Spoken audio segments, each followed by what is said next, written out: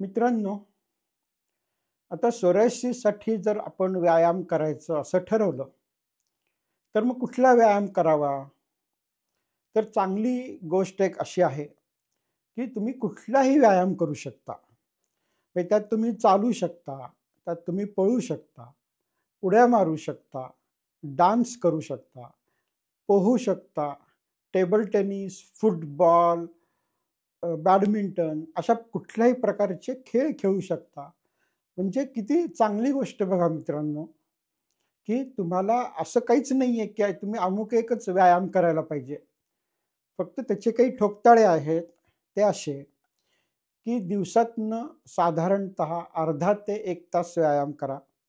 आठवड्यातून कमीत कमी 5 दिवस व्यायाम करा आणि जेव्हा तुम्ही व्यायाम कराल, तो मॉडरेट टू सिव्हिअर या लेव्हलचा असला पाहिजे. म्हणजे मध्यम ते तीव्र. म्हणजे उदाहरणार्थ, तुम्ही जेव्हा तो व्यायाम कराल, तेव्हा तुम्हाला व्यवस्थित घाम आला पाहिजे आणि तुमच्या हृदयाचे ठोके 120-130 च्या दरम्यान काही काळाकरता किंवा काही काळाकरता तरी जायला पाहिजेत. म्हणजे बऱ्यापैकी अंग हललं पाहिजे. व्यवस्थित अगदी असा म्हणजे घाम आला पाहिजे आणि थोडं दमलं पाहिजे. या लेव्हलला जेव्हा तुम्ही व्यायाम कराल, तेव्हा 3 ते 6 महिन्यामध्ये तुमचा सोरायसिस कमीत कमी 50% ते 75% बरा होणार आहे. फक्त व्यायाम करून आणि आहार बदलून. त्याच्यामुळे हा अतिशय चांगला मार्ग आहे सोरायसिस बरा करण्यासाठी. जेव्हा आपण व्यायाम करतो आणि त्याच्यामध्ये सोरायसिस बरा व्हायला लागतो, त्याचा अजून एक चांगला साइड इफेक्ट असा आहे, की त्याला म्हणायचं मूड एलिव्हेशन. आता कसं असतं, की ज्या माणसांना सोरायसिस झालेला आहे, ते समाजापासून वेगळे पडतात हळू करत. कारण तुम्हाला कुठे लग्नाला बोलवलं, तुम्ही अंग खाजवत बसणार. तुम्हाला कुठे मित्राला भेटायचं झालं, तुम्ही अंग खाजवणार आणि अस्वस्थ बसणार. म्हणजे होतं काय, हळू तुम्ही लोकांशी बोलणं, कार्यक्रमाला जाणं हे कमी होत जातं. आणि मग तुम्ही जसजसे एकलकोंडे होत जातात आणि जसजसा तुमचा सोरायसिस तुमच्या डोक्यावरती स्वार व्हायला लागतो, तेव्हा मग तुम्ही हळू डिप्रेशनमध्ये जायला लागता. आणि हे साहजिक आहे. जर माझ्या अंगावरती 10-20% माझं अंग सोरायसिसनी व्यापलं असेल, त्याच्यामुळे मला झोप लागत नसेल, त्याच्यामुळे सारखं मला खाजत असेल आणि माझा सारखा खर्च त्याच्यावरती होतोय आणि त्या खर्चाला अंतच नाहीये, असं असेल तर कुणीही डिप्रेशनमध्ये जाईल. परंतु जर आपण व्यायाम सुरू केला, तर त्याचं तर सोरायसिस बरा होणार आहेच. तो तर मुद्दाच नाहीये. पण त्याच्या बरोबरीने व्यायामाचा आपल्या मेंदूवरती जो सकारात्मक परिणाम होतो, त्याच्यामुळे आपल्याला मूड एलिव्हेशन म्हणजे आपलं जे विचार आहेत, आपली जी मनोवृत्ती आहे, ती चांगली होते. आणि त्याच्यामुळे आपलं डिप्रेशन कमी होतं. आपल्याला त्रास कमी होतो. आपल्याला टेन्शन कमी होतं. हा व्यायामाचा एक ॲडिशनल साइड इफेक्ट आहे. म्हणजे सोरायसिस तर बरा होणार आहेच आहे. परंतु व्यायाम केल्यावर आपल्याला मूडसुद्धा चांगला होणार आहे. आपण लोकांमध्ये मिसळायला लागणार आहे आणि त्याच्यामुळं आपलं आयुष्य एकंदरीत सुखकर व्हायच्या बाजूनी जायला लागतं. म्हणजे आपली क्वालिटी ऑफ लाईफ ज्याला म्हणतो, म्हणजे जगायचं जे आपण चांगल्या प्रकारे जगू शकतो, ते वाढत जातं. त्याच्यामुळे सोरायसिसची ट्रीटमेंटचा विचार करताना व्यायाम हा एक कॉर्नरस्टोन म्हणजे जे काही करायचं त्यातला एक मोठा भाग आहे. त्याच्यामुळे कसं आहे माहिती आहे का, की तुम्ही फक्त औषधं वापरली, तर तुमचा सोरायसिस बरा होणार नाही. आणि जर तुम्ही फक्त व्यायाम केला औषधांशिवाय, तरीसुद्धा तुमचा सोरायसिस 100% बरा होऊ शकतो. आणि जर ते आपल्याला फास्ट करायचं असेल थोडं, तर तुम्ही औषधांबरोबर व्यायाम सुरू करा. म्हणजे तुमचं साधारण 3 ते 6 महिन्याच्या आत सोरायसिस पूर्णपणे बरा होऊ शकतो.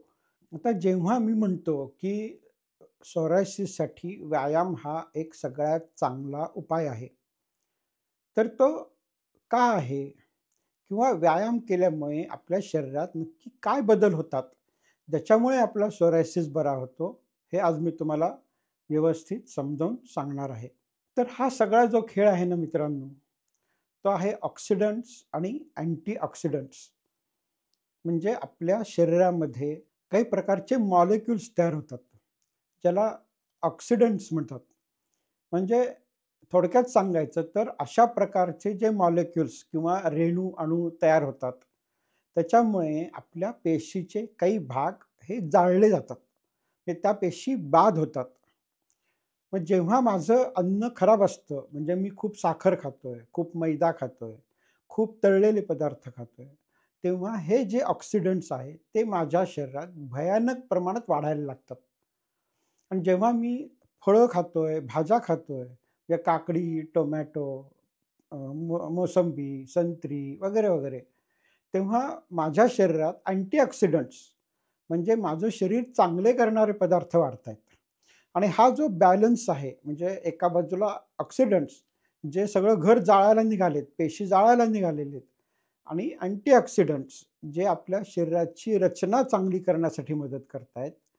या दोन्हीमध्ये जो बॅलन्स असतो, तो जर बिघडला, तर आपल्याला सोरायसिस होतो.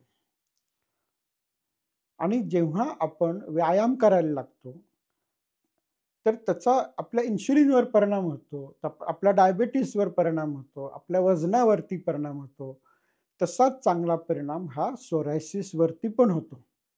म्हणजे आपल्या शरीराच्या स्किनमध्ये ज्या सेल्स आहेत, ज्या पेशी आहेत, ह्या पेशी ज्याच्यापासून बनलेल्या असतात, ते भाग, ते लिपिड्स म्हणजे त्याला लिपिड बायलेयर असं म्हणतात. म्हणजे मेद असतं एक प्रकारचं, ज्याच्यापासून आपल्या पेशी बनलेल्या असतात. त्या पेशी जाळल्या जायचं प्रमाण कमी होतं. ऑक्सिडेशनचं प्रमाण कमी होतं.